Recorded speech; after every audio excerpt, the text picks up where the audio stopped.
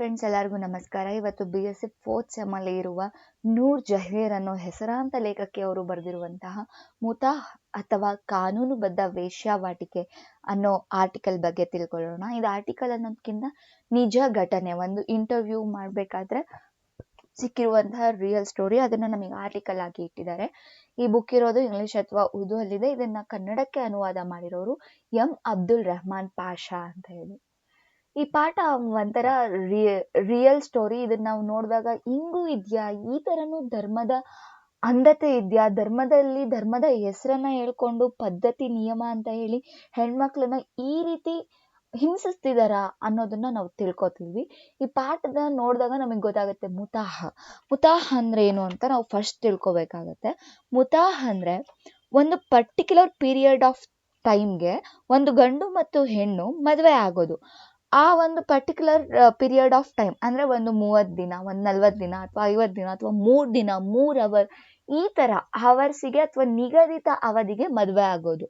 ಆ ಅಗ್ರಿಮೆಂಟ್ ಅಲ್ಲಿ ಏನ್ ಟೈಮ್ ಕೊಟ್ಟಿರ್ತಾರೆ, ಆ ಟೈಮ್ ಆದ್ಮೇಲೆ ಅವರು ಡಿವೋರ್ಸ್ ಅಂತ ಹೇಳಲಿಲ್ಲ ಅಂದ್ರೂ ಅದು ಡಿವೋರ್ಸ್ ಆಗುತ್ತೆ. ಅವ್ರ ಮದ್ವೆಗೆ ಏನು ಅರ್ಥನೇ ಇರಲ್ಲ ಆ ಪರ್ಟಿಕ್ಯುಲರ್ ಪೀರಿಯಡ್ ಆಫ್ ಟೈಮ್ ಮುಗಿದ್ಮೇಲೆ. ಈ ಒಂದು ಪದ್ಧತಿಯನ್ನ ಮುತಾಹ್ ಪದ್ಧತಿ ಅಂತ ಹೇಳಿ ಮುಸ್ಲಿಂ ಧರ್ಮದಲ್ಲಿ ಕರಿತೀವಿ. ಇದನ್ನ ಲೇಖಕಿಯವರು ಕಾನೂನುಬದ್ಧ ವೇಶ್ಯಾವಾಟಿಕೆ ಅಂತ ಕರಿತಿದ್ದಾರೆ. ವೇಶ್ಯಾವಾಟಿಕೆ ಅಂದ್ರೆ ನಮ್ಮೆಲ್ಲರಿಗೂ ಗೊತ್ತು. ಅದನ್ನ ಕಾನೂನುಬದ್ಧವಾಗಿ ಈ ಮುಸ್ಲಿಂ ಧರ್ಮದಲ್ಲಿ ಮಾಡ್ತಾ ಇದ್ದಾರೆ. ಅದನ್ನ ಮುತಾಹ್ ಅಂತ ಹೇಳಿ ಹೆಸರು ಇಟ್ಟಿದ್ದಾರೆ ಅಂತ ಹೇಳಿ ಈ ಪಾಠದ ಅರ್ಥದಲ್ಲಿ ಅವರು ಹೇಳಿದ್ದಾರೆ. ನೆಕ್ಸ್ಟ್ ಈ ಪಾಠಕ್ಕೆ ಹೋಗಕ್ ಮುಂಚೆ ನಾವು ಇನ್ನೊಂದಷ್ಟು ಟರ್ಮ್ಸ್ ನ ಅರ್ಥ ಮಾಡ್ಕೋಬೇಕಾಗುತ್ತೆ. ಯಾವುದು ಅಂದ್ರೆ ಇದ್ದತ್ ಅನುಸರಣೆ ಅಂತ ಹೇಳಿ. ಇದ್ದತ್ ಅನುಸರಣೆ ಅಂದ್ರೆ ಈಗ ಮುತಾಹ್ ಅಂದ್ರೆ ಅರ್ಥ ಆಯ್ತು, ಪರ್ಟಿಕ್ಯುಲರ್ ಪೀರಿಯಡ್ ಆಫ್ ಟೈಮ್ಗೆ ಮದ್ವೆ ಆಗೋದು. ಆ ಮದ್ವೆ ಆಗಂತಹ ಟೈಮ್ ಮುಗ್ದಾದ್ಮೇಲೆ ಒಂದಷ್ಟು ದಿನ ಹೆಣ್ಮಗಳನ್ನ ಅದೇ ಹುಡ್ಗ ಕೇರ್ ಮಾಡ್ಬೇಕಾಗತ್ತೆ. ಅಂದ್ರೆ ಅವಳೇನಾದ್ರೂ ಗರ್ಭವತಿ ಆಗಿದ್ರೆ ಅಥವಾ ಪ್ರೆಗ್ನೆಂಟ್ ಆಗಿದ್ರೆ ಅದನ್ನ ಅಬಾರ್ಟ್ ಮಾಡ್ಸೋದು, ಅಥವಾ ಆ ಮಗುಗೆ ಟೇಕ್ ಕೇರ್ ಮಾಡ್ತೀನಿ ಅಥವಾ ಆ ಮಗುನ ನೋಡ್ಕೋತೀನಿ ಅಂತ ಹೇಳಿ ಒಂದು ಅಶ್ಯೂರೆನ್ಸ್ ಕೊಡೋದು. ಈ ಒಂದು ಪರ್ಟಿಕ್ಯುಲರ್ ಪೀರಿಯಡ್ ಆಫ್ ಟೈಮ್ ಅಲ್ಲಿ ಆ ಹೆಣ್ಮಗುನ ಕೇರ್ ಮಾಡ್ತಾರಲ್ವಾ ಅದನ್ನ ಇದ್ದತ್ ಅನುಸರಣೆ ಅಂತ ಹೇಳಿ ಕರೀತಾರೆ.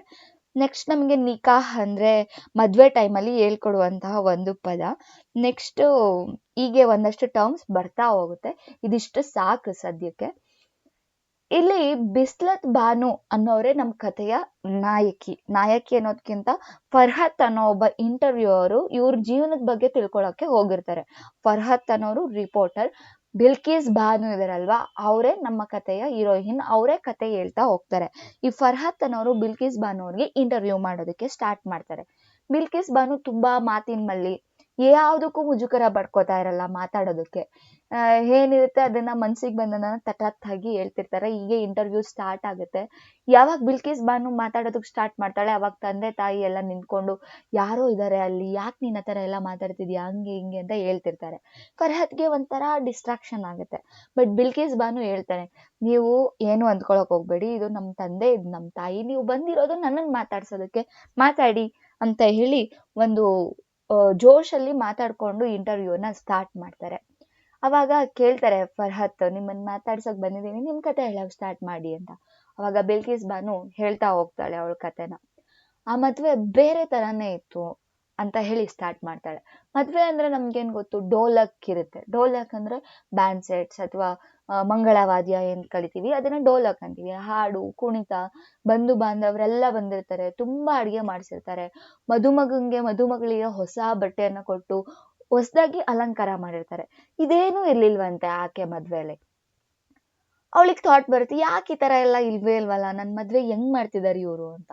ಆ ತರ ಕ್ವೆಶನ್ ಬರುತ್ತೆ. ಬಟ್ ಅವಳೇ ಸಮಾಧಾನ ಮಾಡ್ಕೋತಾಳೆ, ನಮ್ಮಪ್ಪ ಕಚ್ಚಾ ಮುಸ್ಲಿಂ ಅಲ್ವಾ, ಅದಕ್ಕೆ ದುಡ್ಡು ಖರ್ಚು ಮಾಡೋಕ್ ಮುಂದೆ ಬಂದಿಲ್ಲ, ಯಾಕೆ ಈ ಮದ್ವೆಗೆಲ್ಲ ಇಷ್ಟು ದುಡ್ಡು ಅಂತ ಹೇಳಿ ಕೊಡ್ಸಿಲ್ದಲ್ಲೇ ಇರ್ಬೋದು, ಇಲ್ಲಿ ಬೇಡ ಅಂತ ಹೇಳಿ ಸುಮ್ನಾಗಿದ್ರು. ಇವಳಿಗೆ ಮದ್ವೆ ಮಾಡ್ಬೇಕಾದ್ರೆ 16 ವಯಸ್ಸಾಗಿತ್ತು. ಅವಳಿಗೆ ಮದ್ವೆ ಆಗ್ತಿದೀನಿ, ತಂದೆ ನನ್ಗೆ ವರನ್ನ ನೋಡಿದಾರೆ ಅನ್ನೋ ಖುಷಿ ಜೊತೆಗೆ ಆ ಹುಡ್ಗ ತುಂಬಾ ಶ್ರೀಮಂತ ಆಗಿರ್ತಾನೆ. ಅವಳಿಗೆ ಅದೇ ಖುಷಿ, ನನಗ್ ಶ್ರೀಮಂತ, ಅವ್ನ್ ನೋಡಕ್ ಚೆನ್ನಾಗಿದ್ದಾನೆ, ಒಳ್ಳೊಳ್ಳೆ ಬಟ್ಟೆ ಹಾಕೋತಾನೆ, ಚಿನ್ನ ಎಲ್ಲಾನು ಅವನೇ ಕಳ್ಸಿರ್ತಾನೆ ಇವಳಿಗೂ ಕೂಡ. ಸೊ ಅದನ್ನೆಲ್ಲ ಹಾಕೊಂಡು ಮದ್ವೆ ದಿನ ಖುಷಿಯಾಗಿ ರೆಡಿ ಆಗ್ತಾಳೆ. ಮದುಮಗನ್ ಕಡೆಯಿಂದ ಬರೀ 6 ಜನ ಬಂದಿರ್ತಾರೆ ಮದ್ವೆಗೆ. ಅವಾಗ ಇವಳಿಗೆ ಇನ್ನೂ ಶಾಕ್ ಆಗುತ್ತೆ. ಮದ್ವೆಲ್ ನೋಡಿದ್ರೆ ಇಷ್ಟೊಂದ್ ಜನ ಬರ್ತಾರೆ, ನೋಡಿದ್ರೆ ಇಲ್ಲಿ ಬರೀ 6 ಜನ ಇದಾರಲ್ಲಪ್ಪ ಅಂತ. ಏನೋ ಅವ್ರ ಕಡೆ ನೆಂಟ್ರಿಲ್ವೇನೋ ಅನ್ಕೊಂಡ್ ಸುಮ್ನೆ ಆಗ್ತಾಳೆ, ಅವಳಿಗೆ ಅವಳೆ ಸಮಾಧಾನ ಪಡ್ಕೋತಾಳೆ. ನಂತರ ಮೌಲ್ವಿ ಬರ್ತಾನೆ. ಮೌಲ್ವಿ ಅಂದ್ರೆ ಏನು ಅಂತ ತಿಳ್ಕೊಬೇಕಾಗತ್ತೆ. ನಾವ್ ಹೆಂಗ್ ಹಿಂದೂ ಧರ್ಮದಲ್ಲಿ ಪುರೋಹಿತರು ಅಂತ ಕರಿತೀವಲ್ವಾ, ಹಾಗೆ ಮುಸ್ಲಿಂ ಧರ್ಮದಲ್ಲಿ ಮೌಲ್ವಿಗಳಿರ್ತಾರೆ. ಅವರು ಮಸೀದಿಯಲ್ಲಿರ್ತಾರೆ. ಮಸೀದಿಯಿಂದ ಬಂದು ಇವರಿಗೆ ಮದ್ವೆಯನ್ನ ಮಾಡಿಸ್ತಾರೆ. ಅವರನ್ನ ಮೌಲ್ವಿ ಅಂತ ಹೇಳಿ ಕರೀತಾರೆ. ಸಹಜವಾಗಿ ಮುಸ್ಲಿಂ ಮದುವೆಗಳಲ್ಲಿ ಮೌಲ್ವಿಗಳು ಹೆಣ್ಣ ಹತ್ರ ಬರೋದಿಲ್ವಂತೆ ನೇರವಾಗಿ. ಫಸ್ಟ್ ತಂದೆ ತಾಯಿ ಅಥವಾ ಏನ್ ಕೇಳ್ಕೊಂಡ್ ಬರ್ತಾರೆ. ಆದ್ರೆ ಈ ಮೌಲ್ವಿ ಉಲ್ಟಾ ಸೀದಾ ಅವ್ರ ಹತ್ರಕ್ಕೆ ಬಂದ್ಬಿಟ್ಟು ದಾಲ್ ಮೇ ಕಾಲ ಇದೆ ಅಂತ ಏನೋ ಇವಳಿಗೆ ಸರಿ ಹೋಗ್ತಿರಲ್ಲ ಮನ್ಸಲ್ಲಿ. ಏನ್ ಈ ತರ ಆಗ್ತಿದ್ಯಲ್ಲ, ನೋಡಿದ್ರೆ ಸ್ನೇಹಿತರಲ್ಲ, ಮದ್ವೆಗಳಿಲ್ಲ, ಇವನು ಮೌಲ್ವಿ ನೋಡಿದ್ರೆ ಸೀದಾ ಇಲ್ಲಿಗೆ ಬಂದ ಅಂತ ಎಲ್ಲ ಅನ್ಸ್ತಾ ಇರುತ್ತೆ. ಅವಾಗ ಮದುಮಗಳ ಹತ್ರ ಹೋಗ್ಬಿಟ್ಟು ನಿಕಾಹ್ ಪ್ರಕ್ರಿಯೆ ಶುರು ಮಾಡೋದಕ್ಕೆ ಅನುಮತಿ ಕೇಳ್ತಾರೆ. ನಿಕಾಹ್ ಪ್ರಕ್ರಿಯೆಯನ್ನ, ನಿಕಾಹ್ ಅಂದ್ರೆ ಮದ್ವೆ ಅಂತ ಹೇಳಿ, ಸ್ಟಾರ್ಟ್ ಮಾಡೋಣ ಅಂತ ಹೆಣ್ಮಗಳನ್ನ ಕೇಳ್ತಾಳೆ. ಅವಳು ಏನಂತಾಳೆ, ಓಕೆ ಅಂತ ಕೇಳ್ತಾಳೆ. ನೆಕ್ಸ್ಟ್ ಅವ್ರ ಅಪ್ಪನ್ ಕೇಳ್ತಾರೆ. ನೆಕ್ಸ್ಟ್ ಅವ್ರ ಗಂಡನ್ ಕೇಳ್ತಾರೆ. ಎಲ್ಲ ಶುರುವಾಗುತ್ತೆ. ಹುಡ್ಗ ಎಲ್ಲ ಒಪ್ಪಿದ್ಯಾ, ನಿನಗೆ ನಿಕಾಹ್ ಷರತ್ತಿಗೆ ಒಪ್ಪಿದ್ಯಾ ಅಂತ ಕೇಳ್ತಾರೆ. ಹೌದು ನನ್ಗೆ ಒಪ್ಪಿಗೆ ಇದೆ ಅಂತ ಅವನು ಕೂಡ ಅಪ್ಪನೆ ಕೊಡ್ತಾಳೆ. ಅದಾದ ನಂತರ ಹೀಗೆ ಆ ಮೌಲ್ವಿ ಹೇಳ್ಕೊಡ್ತಾಳೆ ಅವನಿಗೆ. ಮುತಾಹ್ ಅನ್ನೋ ಪದನ ಏನೇನೋ ಹೇಳ್ಕೊಡ್ಬೇಕಾದ್ರೆ ಮುತಾಹ್ ಅನ್ನೋ ಪದ ಇವಳ ಗಮನಕ್ಕೆ ಬರುತ್ತೆ. ಇವಳಿಗೆ ಎಲ್ಲೋ ಮಿಸ್ ಹೊಡಿಯುತ್ತೆ. ಅಯ್ಯೋ ಇದ್ ನಿಕಾಹ್ ಅಂತ ಹೇಳ್ಕೊಡೋದಲ್ವಾ, ಇವ್ರು ನೋಡಿದ್ರೆ ನಂಗೆ ಮುತಾಹ್ ಅಂತ ಹೇಳ್ಕೊಡ್ತಿದಾರಲ್ಲ ಅಂತ ಕ್ವಶನ್ ಬರುತ್ತೆ, ಡೌಟ್ ಆಗುತ್ತೆ. ಬಟ್ ಅವಳು ಏನ್ ಅನ್ಕೋತಾಳೆ, ಈ ಮೌಲ್ವಿಗೆ ಅಲ್ಲಿಲ್ವಲ್ಲ, ಮೇ ಬಿ ಉಚ್ಚಾರಣೆ ತಪ್ಪಾಗಿರ್ಬೋದು, ಅದಕ್ಕೆ ಮುತಾಹ್ ಅಂತ ಹೇಳ್ಕೊಟ್ಟಿದ್ದಾನೆ ಅಂತ ಸುಮ್ನೆ ಆಗ್ತಾಳೆ. ಮತ್ತೆ ಇನ್ನೊಂದ್ಸರಿ ಹೇಳ್ಕೊಟ್ಟಾದ್ಮೇಲೆ ಇವಳು ರಿಪೀಟ್ ಮಾಡ್ಬೇಕಾದ್ರೆ ತಿದ್ದುತ್ತಾರೆ ಅಂತ ಅನ್ಕೊಂಡು ಅವಳು ಮುತಾಹ್ ಅಂತಾನೆ ಹೇಳ್ತಾಳೆ. ಮುತಾಹ್ ಅಂತ ಹೇಳಾದ್ಮೇಲೂ ಅವ್ರು ಏನು ತಿದ್ದದೇ ಇಲ್ಲ. ಅಯ್ಯೋ ಏನೋ ಬಿಡು ಮದ್ವೆ ಆಯ್ತು ಅನ್ನೋ ಖುಷಿಯಲ್ಲಿ ಹೋಗ್ತಾರೆ. ಯಾವ್ದೇ ಒಂದ್ ಹೆಣ್ಮಗ್ಳಾಗ್ಲಿ ಆ ತಂದೆ ತಾಯಿಯನ್ನ ಬಿಟ್ಟು ಹೋಗ್ಬೇಕಾದ್ರೆ ಅಳ್ತಾರೆ. ಬಟ್ ಇವ್ರ ತಂದೆ ತಾಯಿ ಒಂದ್ ಕಿಂಚಿತ್ತೂ ಕೂಡ ಅಳೋದಿಲ್ಲ. ಅವಾಗ ಅವಳು ಅನ್ಕೋತಾಳೆ, ಶಾಸ್ತ್ರಕ್ಕಾದ್ರೂ ನಮ್ ತಂದೆ ತಾಯಿ ಸ್ವಲ್ಪ ಅಳ್ಬೋದಿತ್ತಲ್ವಾ, 1-2 ಹನಿ ಕಣ್ಣೀರು ಹಾಕ್ಲಿಲ್ವಲ್ಲ ಅಂತ ಥಾಟ್ ಬರ್ತಿರುತ್ತೆ. ಅಷ್ಟ್ರಲ್ಲಿ ಪರವಾಗಿಲ್ಲ ಬಿಡು, ನಾನು ಒಳ್ಳೆ ಹುಡ್ಗನ್ ಮದ್ವೆ ಆಗಿದ್ದೀನಲ್ಲ, ಶ್ರೀಮಂತ ಇದ್ದಾನೆ ಅಂತ ಅವಳೇ ಸಮಾಧಾನ ಮಾಡ್ಕೊಂಡು ಆ ಕಾರಲ್ಲಿ ಹೋಗೋದಕ್ಕೆ ಸ್ಟಾರ್ಟ್ ಮಾಡ್ತಾಳೆ. ಆ ಮದ್ವೆಯಲ್ಲೂ ಅಷ್ಟೇನೆ, ಏನು ಅಡ್ಗೆ ಇರೋದಿಲ್ಲ, ಏನು ಇರಲ್ಲ. ಜಸ್ಟ್ ಒಂದ್ ಸಿಹಿ ತಿಂಡಿ ತಿನ್ಬಿಟ್ಟು ಚಹಾ ಕುಡಿತಾರೆ, ಒಂದ್ ಸ್ವೀಟ್ ತಿನ್ಬಿಟ್ಟು ಟೀ ಕುಡ್ಕೊಂಡು ಹೊರಟೇ ಬಿಡ್ತಾರೆ. ಆವಾಗ ಅವಳು ಏನ್ ಅನ್ಕೊಳ್ಳೆ, ನನ್ ಮದ್ವೆ ಬಗ್ಗೆ ತುಂಬಾ ಚಿಂತೆ ಪಡ್ತಿರ್ಬೋದು, ಅದಕ್ಕೆ ಆ ಖುಷಿಯಲ್ಲಿ ತೇಲಾಡ್ತಿರ್ಬೋದು, ಆ ಖುಷಿಯಲ್ಲಿ ದುಃಖ ಬರ್ದಲ್ಲೇ ಇರ್ಬೋದು ಅಂತ ಅವಳೇ ಏನೇನೋ ಥಾಟ್ಸ್ ನ ಅನ್ಕೊಂಡು ಹೋಗ್ತಾ ಇರ್ತಾಳೆ. ಹೋಗ್ತಾಳೆ. ಹೋಗಾದ್ಮೇಲೆ ಅಲ್ಲಿ ಅವಳ ಗಂಡನ್ ಮನೆ ಸಿಗುತ್ತೆ. ತುಂಬಾ ದೊಡ್ಡ ಮನೆ ಆಗಿರುತ್ತೆ ಅದು. ಅಲ್ಲಿ ಹೋದ್ರೆ ಮನೆ ಕೆಲ್ಸದವ್ರು ಇರ್ತಾರೆ. ಇವಳು ಟ್ರಂಕ್ನೆಲ್ಲ ಎತ್ಕೊಂಡು ಹೋಗ್ತಾರೆ. ತುಂಬಾ ಖುಷಿಯಾಗಿರ್ತಾಳೆ ಇವಳು. ಆಮೇಲೆ ಸ್ವಲ್ಪ ದಿನ ಕಳ್ದಾದ್ಮೇಲೆ ಇವಳಿಗೆ ಗೊತ್ತಾಗುತ್ತೆ, ಈ ಮನೆಯಲ್ಲಿ ಇವ್ರ ಕುಟುಂಬದವ್ರು ಇಲ್ಲ, ಕೇವಲ ನನ್ನ ಒಬ್ಳನ್ನ ಇಡೋದಕ್ಕೋಸ್ಕರ ಈ ಮನೆಯನ್ನ ಕಟ್ಸಿದ್ದಾರೆ ಅಥವಾ ಕೆಲ್ಸದವ್ರನ್ನ ಇಟ್ಕೊಂಡಿದ್ದಾರೆ. ಅತ್ತೆ ಮಾವನ್ ಕಾಟ ಅಥವಾ ಬಂಧು ಕಾಟ ಇಲ್ದೆ ಸಮಾಧಾನವಾಗಿ ಇರ್ಲಿ ಅಂತ ನನ್ ಗಂಡ ಈ ತರ ಮಾಡಿರ್ಬೋದು ಅಂತ ತುಂಬಾ ಖುಷಿಯಾಗಿರ್ತಾಳೆ.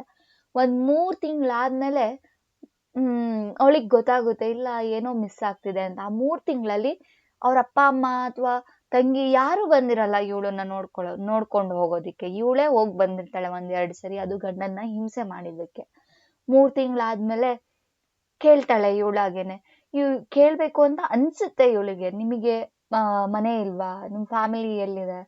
ಹಂಗೆ ಇವಳಿಗೆ ಹೆಣ್ಮಗು ಅಲ್ವಾ, ಥಾಟ್ಸ್ ಬರ್ತಾ ಹೋಗುತ್ತೆ. 16 ವರ್ಷದ ಹುಡ್ಗಿ ಬೇರೆ, ಅಥವಾ ಇವ್ರಿಗೆ ಹೆಂಡತಿ ಇದಾರೆ ಅಂತ ನನಗ್ ತೋರಿಸ್ತಿಲ್ವಾ, ಇದ್ರೇನಂತೆ, ನಾನು ಅವ್ರನ್ನ ಪರಿಚಯ ಮಾಡ್ಕೋಬೇಕಲ್ವಾ ಅಂತ ಈ ತರ ಎಲ್ಲ ಥಾಟ್ಸ್ ಬರ್ತಿರತ್ತೆ. ಈ ಒಂದ್ ಸಂದರ್ಭದಲ್ಲಿ ಇನ್ನೇನ್ ಕೇಳ್ಬೇಕು ಅಂತ ಅನ್ಕೋತಿರ್ತಾಳೆ. ಅಷ್ಟ್ರಲ್ಲಿ ಅವ್ರ ಪಪ್ಪ ಬಂದಿರ್ತಾರೆ. ಅಪ್ಪ ಅಂದ್ರೆ ಅವಳು ಬಲ್ಕೀಸ್ ಬಾನು ಅವರ ತಂದೆ ಬಂದಿರ್ತಾರೆ. ನನ್ನ ನೋಡ್ಕೊಂಡು ಹೋಗಕ್ ಬಂದಿದಾರೆ ಅಪ್ಪ, ನಾನು ಈ ಸರಿ ಹೋದಾಗ 2 ದಿನ ಇದ್ ಬರ್ತೀನಿ ಅಂತ ನನ್ ಗಂಡನ್ ಕೇಳ್ಕೊಂಡ್ ಹೋಗ್ಬೇಕು ಅಂತ ಅನ್ಕೋತಿರ್ತಾಳೆ. ಅಷ್ಟ್ರಲ್ಲಿ ಅವ್ರಪ್ಪ ಬಂದು ಮನೆ ಕೆಲ್ಸದವನ್ ಜೊತೆ ಮಾತಾಡ್ತಾ ಇದ್ದಾನೆ.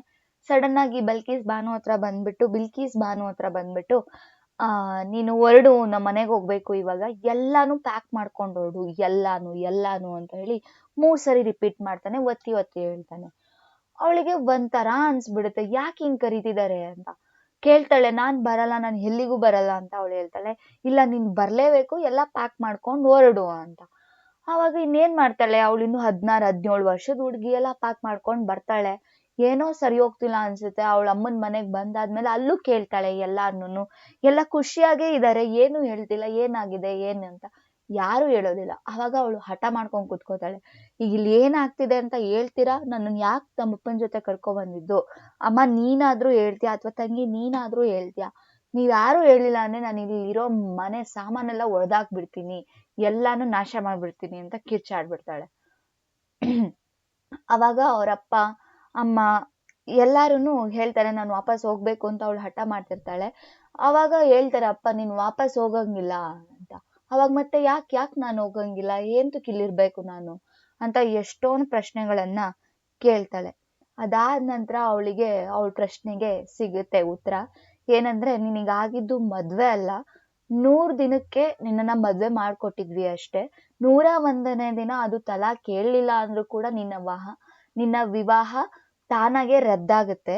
ಸೊ ಹಂಗಾಗಿ ಇವಾಗ ನಿನ್ ಮದ್ವೆ ಮುಗ್ದೋಯ್ತು, ನಿನ್ ಮದ್ವೆ ಇಷ್ಟೇನೆ, ಇನ್ಮೇಲೆ ಅವ್ನ್ ನಿನ್ ಗಂಡ ಅಲ್ಲ, ಇದಾದ್ಮೇಲೆ ನೀನು ಇದ್ದತ್ ಅವತಿಯನ್ನ ಅನುಸರಿಸ್ಬೇಕು ಅಂತ ಹೇಳ್ತಾರೆ. ಅವಳಿಗೆ ಆಕಾಶನೇ ತಲೆ ಮೇಲೆ ಬಿದ್ದಂಗ ಆಗೋಗ್ಬಿಡುತ್ತೆ. ಇದೇನಪ್ಪ, ನನ್ ತಂದೆ ತಾಯಿ ನನ್ನನ್ನ ಮಾರಿದ್ರ 100 ದಿನಕ್ಕೋಸ್ಕರ, ನನ್ನನ್ನ ಮದ್ವೆನೇ ಮಾಡ್ಕೊಟ್ಟಿರ್ಲಿಲ್ವಾ, ನನ್ ತಂದೆ ತಾಯಿನೇ ಈ ತರ ದೂಡುದ್ರ? ಒಂದು ಎಳೆ ಮನ್ಸು ಈ ರೀತಿ ಎಲ್ಲ ಎಷ್ಟೊಂದು ಥಾಟ್ಸ್ಗಳು ಬರುತ್ತೆ.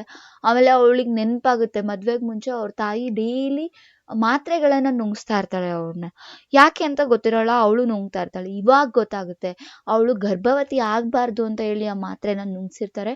ಮತ್ತೆ ಅವಳು ಆ ಮದ್ವೆ ಆದ್ಮೇಲೂ ಕೂಡ ಮಾತ್ರೆ ನುಂಗು ಅಂತ ಕೊಟ್ಟು ಕಳ್ಸಿರ್ತಾಳೆ.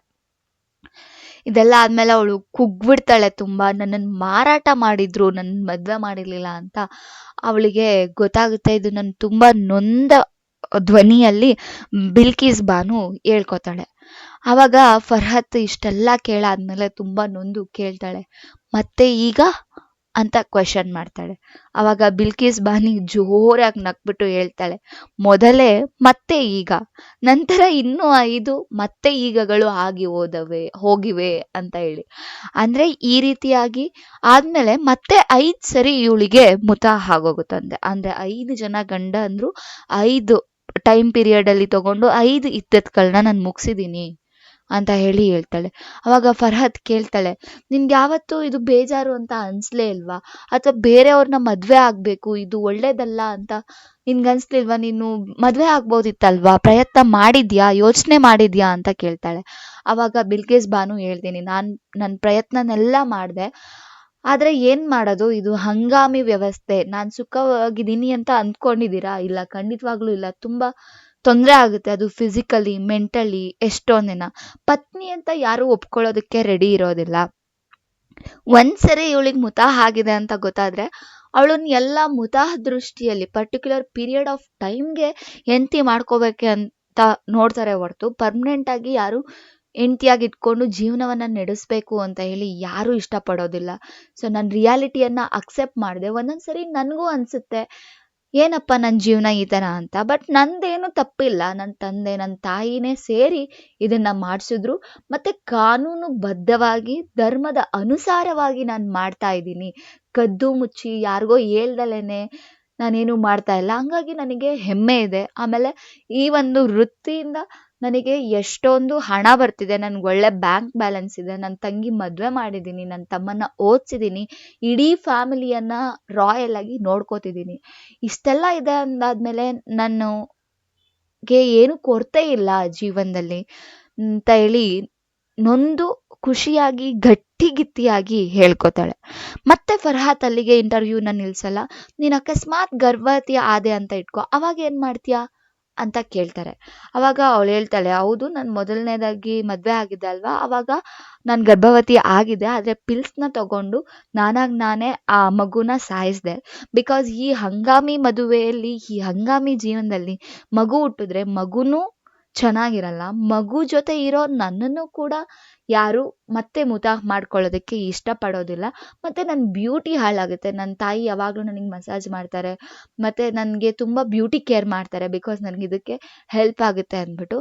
ಹಂಗಾಗಿ ಮಗು ಬೇಡ, ಮಗು ಆದ್ರೂ ಕೂಡ ನಾನು ಅದನ್ನ ತೆಗ್ಸಾಕಿಸ್ತೀನಿ. ಮಗು ಇಲ್ದಲೇ ಇರೋದೇ ಮಗುಗೂ ಒಳ್ಳೇದು, ನನ್ನ ಜೀವನಕ್ಕೂ ಒಳ್ಳೇದು, ಅಡ್ಡಿನೂ ಇಲ್ಲ, ಆತಂಕನೂ ಇಲ್ಲ ಅಂತ ತುಂಬಾ ದೃಢ ನಿರ್ಧಾರದಿಂದ ಅವಳು ಹೇಳ್ಕೊತಾಳೆ ತನ್ನ ಕಥೆಯನ್ನ. ಇಲ್ಲಿಗೆ ಆರ್ಟಿಕಲ್ ಮುಗಿಯುತ್ತೆ. ಇದಿಷ್ಟು ಈ ಪಾಠ. ಇದರಲ್ಲಿ ಏನಾದರೂ ಡೌಟ್ ಇದ್ದರೆ ನೀವು ಕಮೆಂಟ್ ಸೆಕ್ಷನಲ್ಲಿ ಹಾಕಿ. ಇನ್ನು ಹೆಚ್ಚಿನ ವಿಡಿಯೋಸ್ಗಾಗಿ ಕನ್ನಡತಿ ಚಾನಲ್ಗೆ ಸಬ್ಸ್ಕ್ರೈಬ್ ಮಾಡಿ, ಲೈಕ್ ಮಾಡಿ, ಶೇರ್ ಮಾಡಿ. ನಿಮ್ಮ ಸಪೋರ್ಟ್ ನಮ್ಮ ಎನರ್ಜಿ. Thank you.